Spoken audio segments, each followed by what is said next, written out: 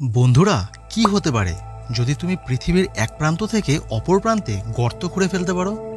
আর এটা করতে গেলে তোমার কি কি জিনিসের দরকার পড়বে? তুমি পৃথিবীর অপর প্রান্তে বা কত তাড়াতাড়ি পৌঁছতে পারবে? বা এখনো পর্যন্ত আমরা পৃথিবীর কতটা গভীরে যেতে পেরেছি? তো হ্যালো বন্ধুরা, আমি সাগর। আর চলো শুরু করা যাক আজকের এই নতুন এপিসোড। কি হবে যদি পৃথিবীর এক প্রান্ত থেকে অপর প্রান্তে গর্ত খোঁড়া যায়? আমরা প্রত্যেকেই ছোট থেকে বড় হয়েছি এই কথাগুলো শুনে যে পৃথিবীর ভেতর দিয়ে একটি টানেল তৈরি করলে আমরা সহজেই অপর প্রান্তে পৌঁছে যেতে পারবো। কিন্তু শুনলে হয়তো খারাপ পাবে, বাট এই প্ল্যান কোনো কাজের হবে না। যদি পৃথিবীর এপার ওপার গর্ত করার চেষ্টা করাও যায়, তবুও বেশিরভাগ লোক সমুদ্রের গভীরে কোথাও হারিয়েই যাবে। এটা পৃথিবীর কিছু কিছু জায়গায় কার্যকর হতে পারে। যেমন ধরো, তুমি যদি বেজিংয়ে থাকো তাহলে গর্ত করে আর্জেন্টিনায় বেরোতে পারবে। আর ম্যাদ্রিদ থেকে তো নিউজিল্যান্ডের সোজা রাস্তা। কিন্তু তুমি কত দূর পর্যন্তই বা পৌঁছাতে পারবে? যদি তুমি পৃথিবীর এপার ওপার গর্ত খুঁড়েই ফেলো, তাহলে এটি 12,756 কিলোমিটার দীর্ঘ হবে। আর তুমি যদি এখানে ঝাঁপ দেবে বলে ঠিক করেছো, তাহলে 45 মিনিটেই পৃথিবীর অপর প্রান্তে পৌঁছে যেতে পারবে। এখনো পর্যন্ত আমরা, অর্থাৎ মানুষেরা, পৃথিবীর জাস্ট 0.1% গভীর পর্যন্তই পৌঁছাতে পেরেছি। 70-80 দশকে সোভিয়েত রাশিয়ার লোকেরা পৃথিবীর গভীরে যতটা সম্ভব ততটাই ডিপ গর্ত করার চেষ্টা করেছিল, কিন্তু তারা শুধুমাত্র 12 কিলোমিটার পর্যন্তই খুঁড়তে পেরেছিল। এরপর প্রায় 300 ডিগ্রি সেলসিয়াস টেম্পারেচার তাদের সমস্ত উপকরণ নষ্ট করে ফেলে। কিন্তু কোনো জাদুকর মন্ত্র, একটি সুপার হিট রেসিস্ট্যান্ট স্যুট আর তোমার পাগুলোকে উত্তপ্ত ম্যাগমা থেকে বাঁচাতে স্পেশাল কোনো জুতো যদি থাকে, তাহলে তুমি কিছুটা সফলতা পেতেও পারো। আমরা সকলেই জানি পৃথিবীর আভ্যন্তরীণ ভাগ 4টি লেয়ারে তৈরি।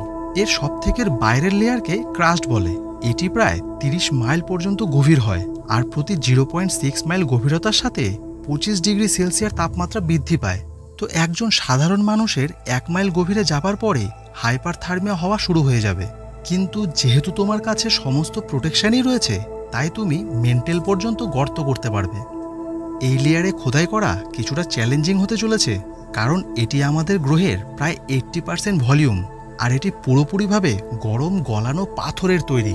অ্যাস্থনোস্ফিয়ার নামে পরিচিত এই স্তরটি টেকটনিক প্লেটে অস্থিরতা তৈরি করে, যার ফলে আমরা পৃথিবীতে পাহাড়, আগ্নেয়গিরি এবং ভূমিকম্প দেখতে পাই।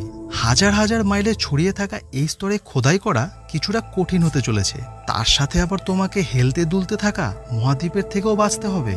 আর শেষ পর্যন্ত এর থেকে কিছুটা ঠান্ডা একটি স্তরে তুমি পৌঁছতে পারবে। কিন্তু এই স্তরকে ভেদ করা ম্যান্টেলকে ভেদ করার থেকে সহজ বলে মনে করো না, কারণ এটি গলিত লোহার বাইরের স্তর। তো লক্ষ্য রেখো যেন খুব বেশি ক্ষয়ক্ষতি না হয়। এই আউটার কোরই আমাদের পৃথিবীকে এর ম্যাগনেটিক ফিল্ড প্রদান করে, আর এটি ছাড়া আমাদের বাঁচা অসম্ভব। তো শেষ পর্যন্ত তুমি পৃথিবীর ইনার কোরে পৌঁছেই গেলে।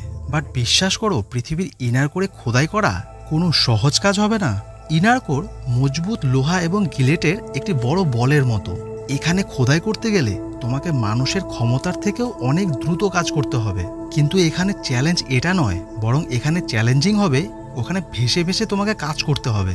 কারণ পৃথিবীর প্রায় অর্ধেক ওজন তোমার ওপর হবে, আর পৃথিবীর গ্র্যাভিটির একদম কেন্দ্রে যাবার ফলে তোমার ওপর আর কোনো ভর থাকবে না। মানে ওই ভেসে ভেসে খোদাই করতে হবে। তবে কোনোভাবে না হয় তুমি এর করে পৌঁছেই গেলে, কিন্তু এরপর অপর দিক থেকে বাইরে বেরোনো তো আরও মুশকিলের হয়ে পড়বে, কারণ গ্র্যাভিটি এবারে তোমাকে পেছনের দিকে টানতে থাকবে।